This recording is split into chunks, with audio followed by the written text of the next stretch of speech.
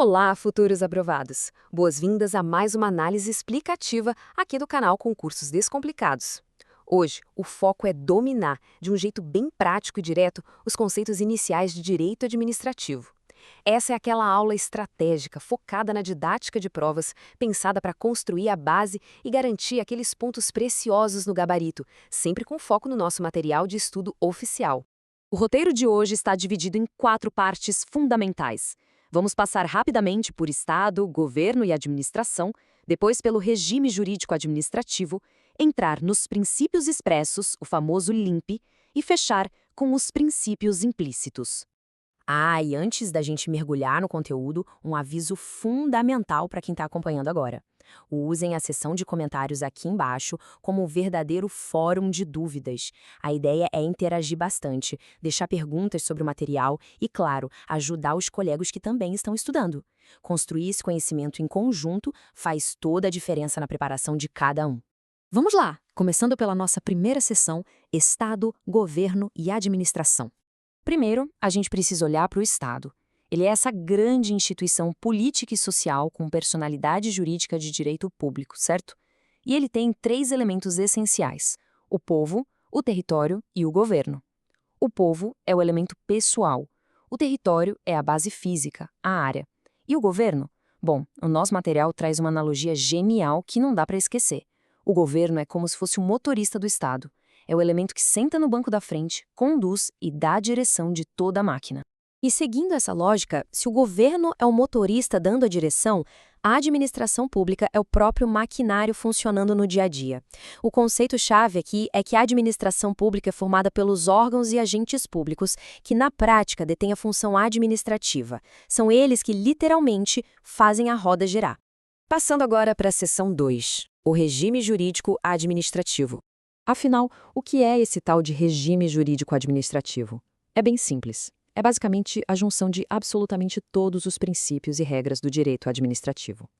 Pensem nele como um grande guarda-chuva jurídico que abraça as diretrizes e dita as regras do jogo, dizendo o que a administração pública pode ou não pode fazer.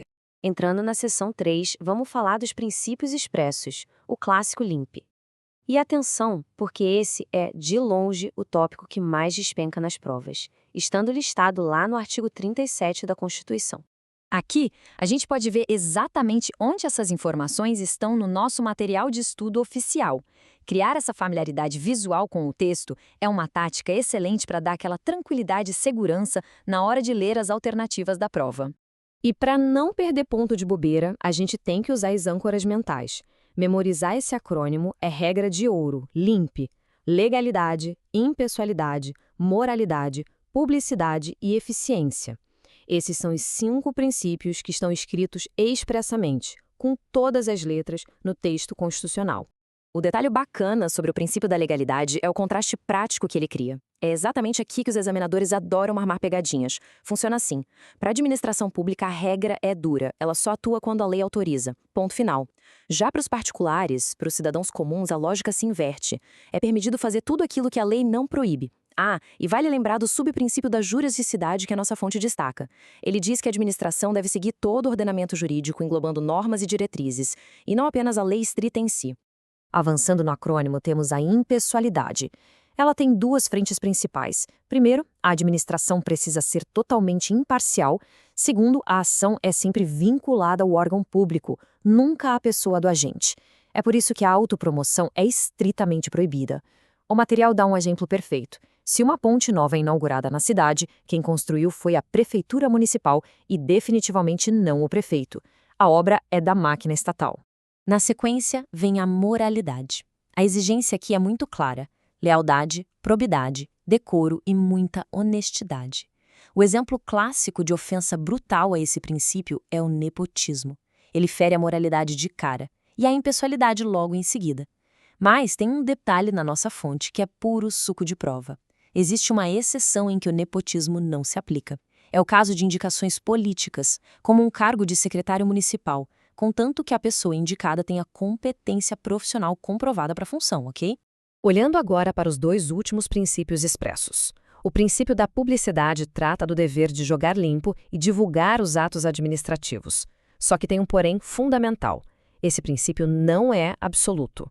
A publicidade pode ser deixada de lado em situações que envolvam a segurança da sociedade e do Estado, ou para proteger a intimidade. Falando em segurança e em restringir informações, a Lei de Acesso à Informação tem uma tabela de prazos super rígida, que cai o tempo todo nas questões de múltipla escolha. Funciona assim: documentos reservados ficam restritos por 5 anos, os secretos por 15 anos e os ultrasecretos pelo teto máximo de 25 anos.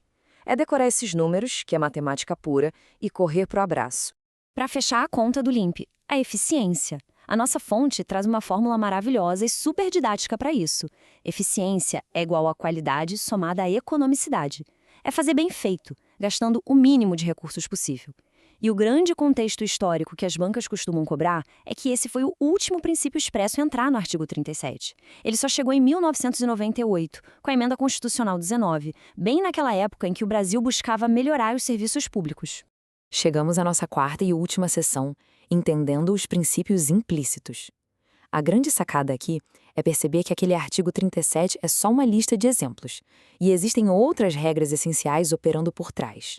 Mesmo não estando declarados palavra por palavra lá na Constituição, dois grandes princípios sustentam toda a base de atuação do Estado: a supremacia e a indisponibilidade do interesse público. O princípio da supremacia dita basicamente a regra máxima da convivência no direito administrativo. O interesse público sempre vai prevalecer sobre o interesse privado. Isso mostra o peso e a superioridade do poder público. Para materializar a ideia, o texto cita que é exatamente esse poder que permite ao Estado desapropriar um terreno particular para, digamos, viabilizar a construção de uma escola para a comunidade. O coletivo fala mais alto. Mas a gente precisa ter um olhar analítico. O interesse público não é um bloco maciço, ele se divide, e saber diferenciar isso salva pontos importantes. O interesse primário é o foco real nas necessidades da população, ações diretas do Estado para o povo. Já o interesse secundário é o interesse do Estado enquanto pessoa jurídica. Pensem, por exemplo, no interesse em obter lucro ao criar uma empresa estatal para exploração econômica. E, por fim, o princípio da indisponibilidade do interesse público. Ele serve para traçar um limite bem claro. O agente público não é o dono da coisa pública. Ele não é proprietário de nada daquilo. Portanto, ele é terminantemente proibido de dispor do patrimônio ou de abrir mão de renúncia às obrigações e competências que a lei determina. Encerrando a nossa explicação de hoje, fica uma reflexão bem provocativa. Já pararam para pensar em como todos esses princípios, juntos, criam uma engrenagem que equilibra o poder gigantesco do Estado com os direitos da população? Entender as minúcias de cada uma dessas regras é, sem sombra de dúvida, o que separa quem vai decifrar a prova de quem vai ficar pelo caminho. Então, revisem bem essas anotações, usem e abusem do fórum de dúvidas ali nos comentários, mantenham foco absoluto nos estudos e acompanhem as nossas próximas análises explicativas.